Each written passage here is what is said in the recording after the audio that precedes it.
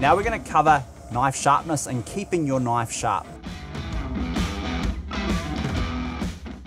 Okay, so over time, as we cut on a bench, wooden bench like we're using today, or a plastic bench, we're basically starting with a nice sharp angle on our knife and we're rounding it over time. That's unavoidable.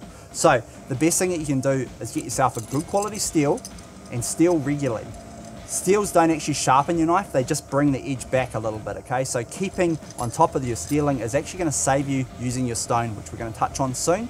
So the method behind this, I like to tuck my thumb to the left-hand side.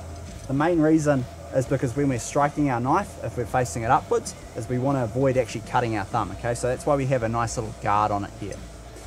Next tip, we're going to stick our knife on a 15-degree angle, and we want to use the top of the steel all the way down to the bottom, and we're looking for a click when we flick our wrist at the bottom. That's just making sure that we've got the tip of our knife and we haven't missed it. Okay, so you can kind of hear that click. That's what you're looking for when you first start steeling your knife. You guys are more than welcome to go bottom to top as well. Again, it's not much of a difference as long as we're keeping that angle and hearing that click.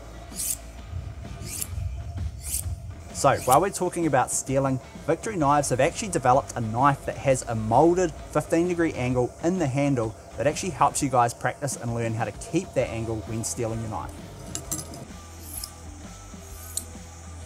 So now we've talked on knife care, using a steel, we're going to actually touch on sharpening a knife. Now, so today for this, we're using an oil stone.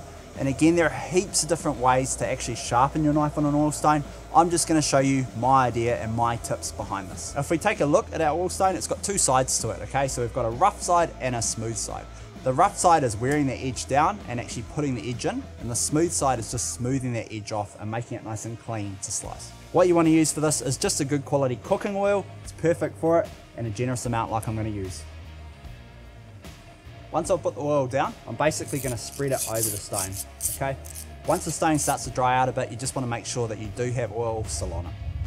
So to get started, I like to lay my knife flat to the stone, and I use corner to corner. So I try to use the whole stone. Basically on this part, I want to wear down any rounded edges that are on my knife. So I won't do this for too long. I'll do this side to side, and whatever I do on one side, I want to do on the other side.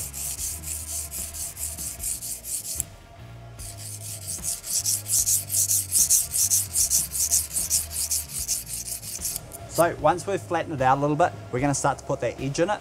Now, the edge I want to keep with is the same edge that I use on my steel, okay? So we're going to try to keep to that same 15-degree angle that we steel with. So from here, I'm going to do nice strides. I'm going to set the angle on my knife and I'm going to go corner to corner each side, okay? And again, what I do on one side, I'm going to do on the other side.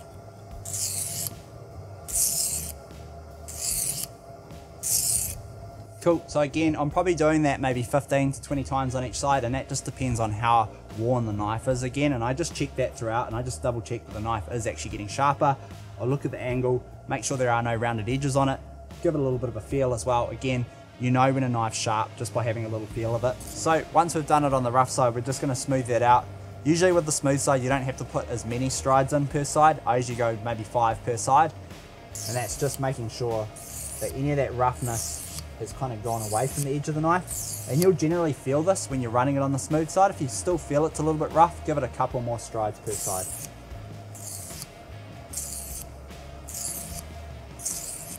So now that we've sharpened our knife on our stone, we're going to give a little tickle up on the steel, and then we're ready to put it to the test. Nice and sharp. Just as good as our Victory Knives cleaver. Whew. Super sharp.